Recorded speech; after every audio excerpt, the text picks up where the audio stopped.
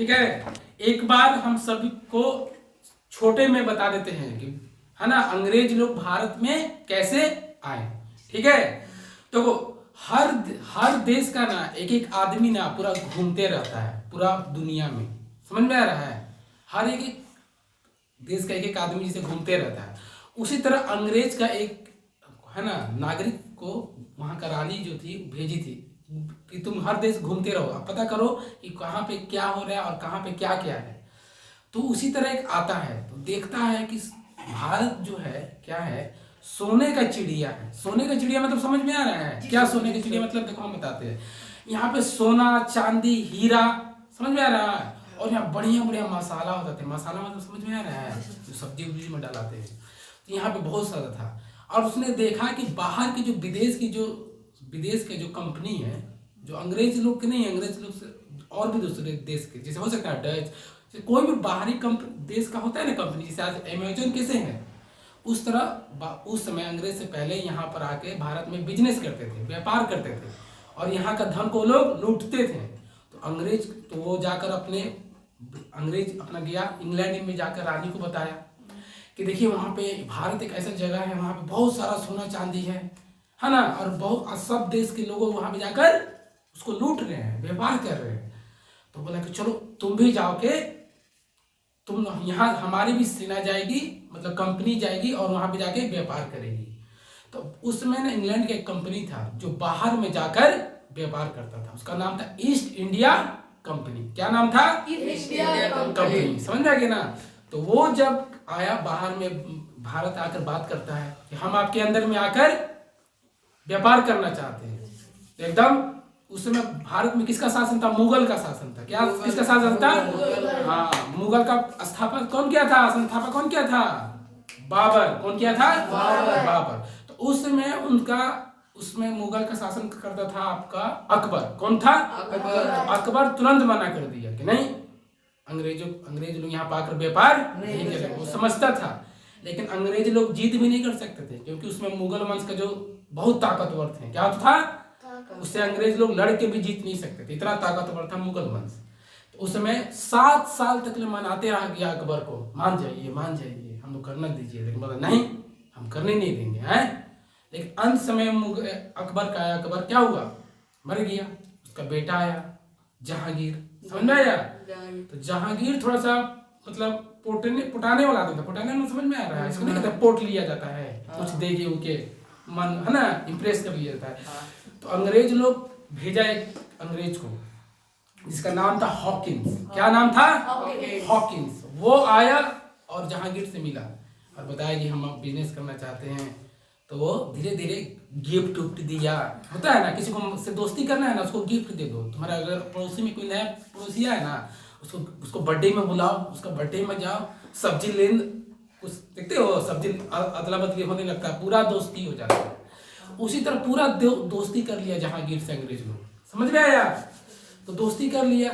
तो बोला कि देखिए हम व्यापार करना चाहते हैं, कारखाना खोलने दीजिए, कुछ भी दुकान क्या घुमटी नहीं खुलेगा शर्मा जी का, जैसा कि वो यहाँ दुकान खोल दिया है ना, मतलब बड़ा जैसा कैसे होता है बिग बाजार, उस तरह का कारखाना भी कुछ भी हो सकता है।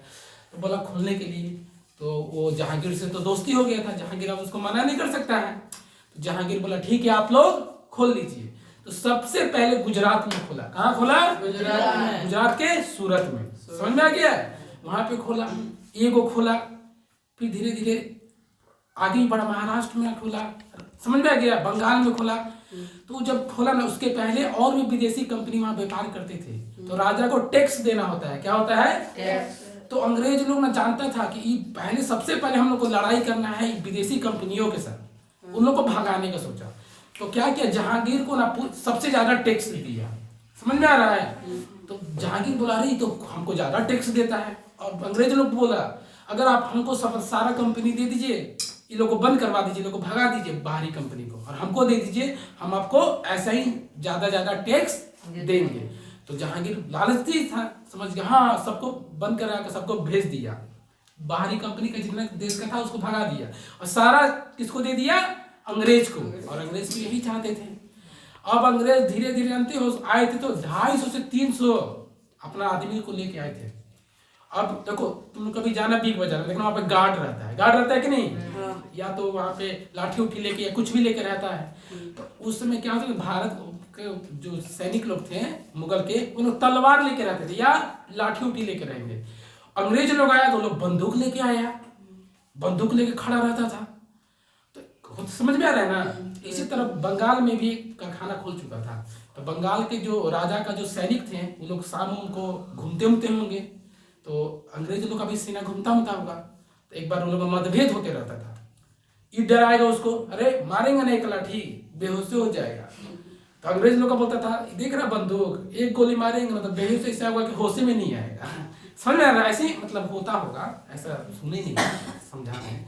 तो लड़ाई तो लोग जाकर अपने राजा को बोला, देखिए ये लोग कैसा आदमी को बाहर ही बुला दिए हैं, ये लोग तो बंदूक से हम लोग को डराता है। और इधर तो देखा बंगाल का राजा, अरे ये तो सारा सही में बढ़ते जा रहा, लोग बढ़ते जा रहा है। बोला तुम लोग आप यहाँ पे बिजनेस अपना व्यापार को ना कर रहे हो, आदमी की जनसंख्या मत बढ़ाओ। अब तुम लोग का धमके देते हो, तो बाहर से आते हो और हम ही लोग से लड़ते हो।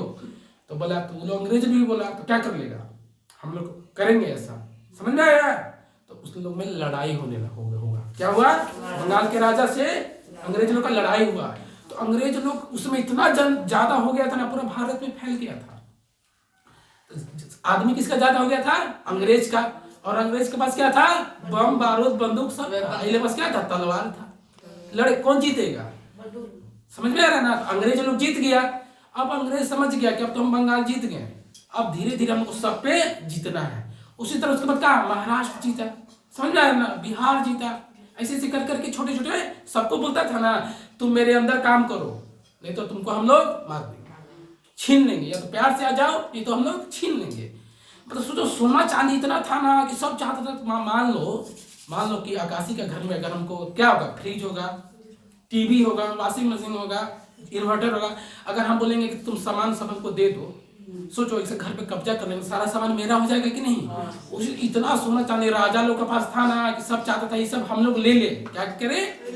इसलिए अंग्रेज लोग बोलता था सब तुम हमको दे दो या हम लोग के अंदर में आके काम करो। समझ में आया।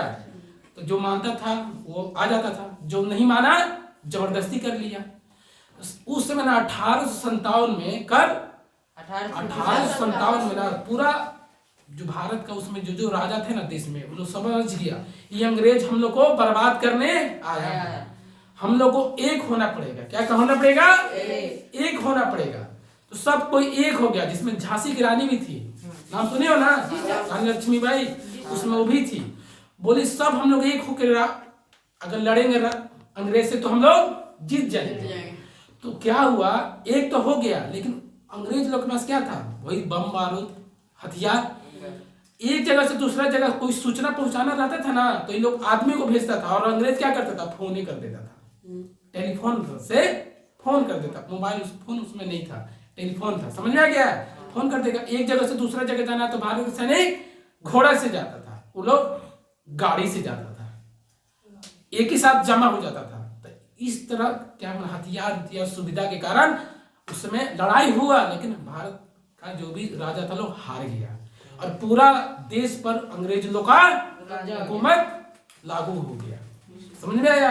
इस तरह से हुआ था राजा का भारत में अंग्रेजों का शासन। समझ में आया। कुछ पूछना चाहते हो, पूछो। सर मोदी सरकार तो अच्छा है कि खराब है? अरे बाबा, ये क्लास में मोदी जी अच्छे हैं कि खराब हैं, ये तो अच्छा ठीक है चलो। अच्छा देखो, इस क्लास में तो बोलना नहीं चाहिए मोदी जी अच्छा, बैठो बताते हैं। अच्छा देखो कोई इंसान हर किसी के लिए अच्छा नहीं हो सकता है। जैसे मोदी जी हर किसी के लिए अच्छे नहीं हो सकते हैं। समझ में आ रहा है।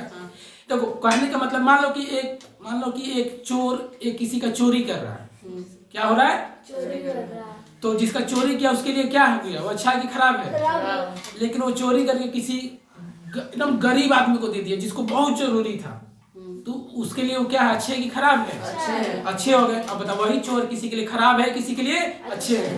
समझ आ गया। तो ये कोई अच्छा है या खराब है, ये आपके सोच पर निर्भर करता है। समझ में आ गया है ना। मोदी जी तो हमारे देश के प्रधानमंत्री हैं, तो वो तो हम लोग तो अच्छे ही बोले, उनका हम लोग को तारीफ ही करना चाहिए, है ना। गलत करेंगे तो गलत पे भी बोलना चाहिए। लेकिन हर किसी के लिए हर कोई अच्छा और खराब नहीं हो सकता है। समझ में आ रहा है? अपना अपना सोच के लिए होता है। समझ में आया? अच्छा लगा? ठीक है, मिलते हैं अगले क्लास में।